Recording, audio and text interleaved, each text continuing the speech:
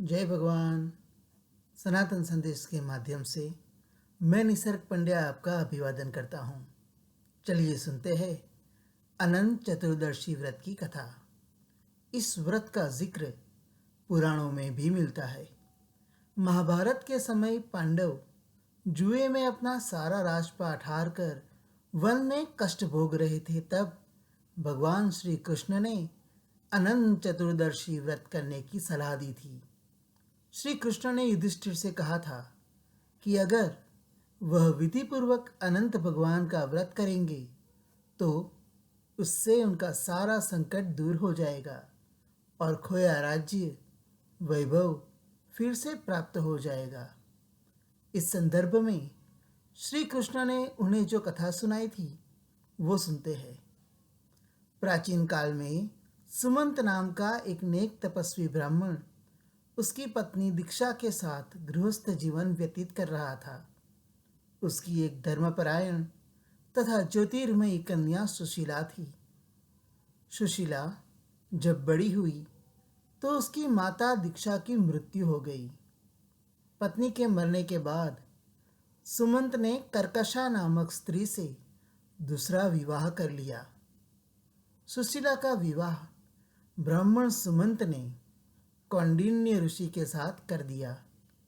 विदाई में कुछ देने की बात पर कर्कशा ने दामाद को कुछ ईंटें और पत्थरों के टुकड़े बांध कर दे दिए।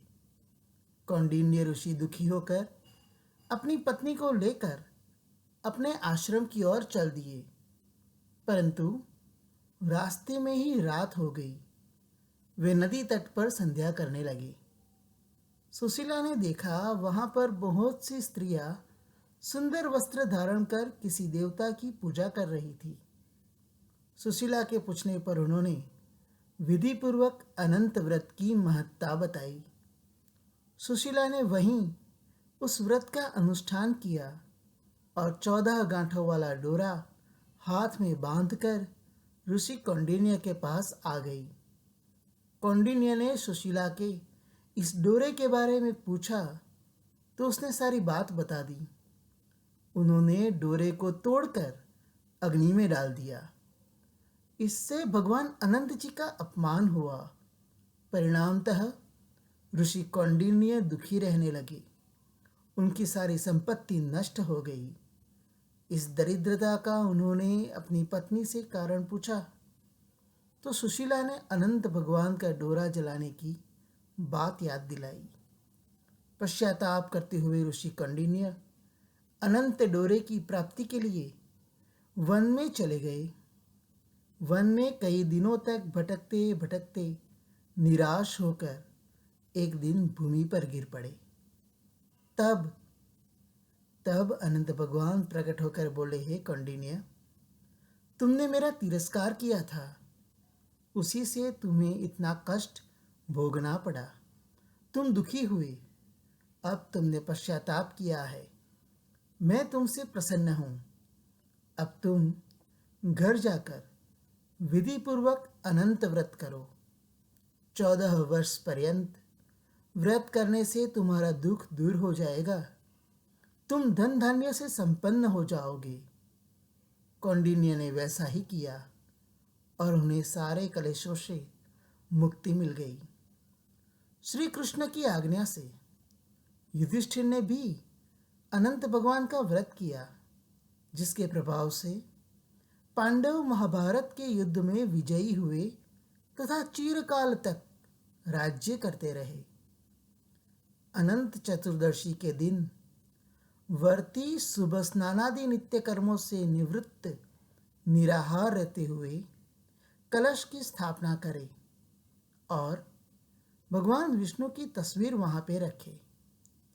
कलश पर कुश से निर्मित अनंत देव की स्थापना की जाती है। इसके आगे कुमकुम, केसर या हल्दी से रंगकर बनाया हुआ कच्चे डोरे का 14 गांठों वाला अनंत भी रखा जाता है। इसके बाद अनंत देव की कथा सुनी जाती है। मान्यता है कि व्रत रखने के साथ साथ यदि विष्णु सहस्त्रनाम स्तोत्र का पाठ भी करे तो हर मनोकामना पूर्ण होती है। पूजा के अंत में एक कलश में दूध, सुपारी और अनंत सूत्र डालकर क्षीर मंथन किया जाता है। इसके बाद आरती करके भगवान अनंत देव का ध्यान करने अनंत सूत्र को पुरुष अपने दाहिने और स्त्रियां बाएं हाथ में ये अनंत सूत्र बांधती है। अनंत सूत्र बांधने का मंत्र इस प्रकार है। अनंत संसार महासमुद्रे मग्नम समुद्धर वासुदेव अनंत रूपे विनियोजस्व हयंत सूत्राय नमो नमस्ते। इसके बाद ब्राह्मण को भोजन कराए और स्वयं प्रसाद ग्रहण करे।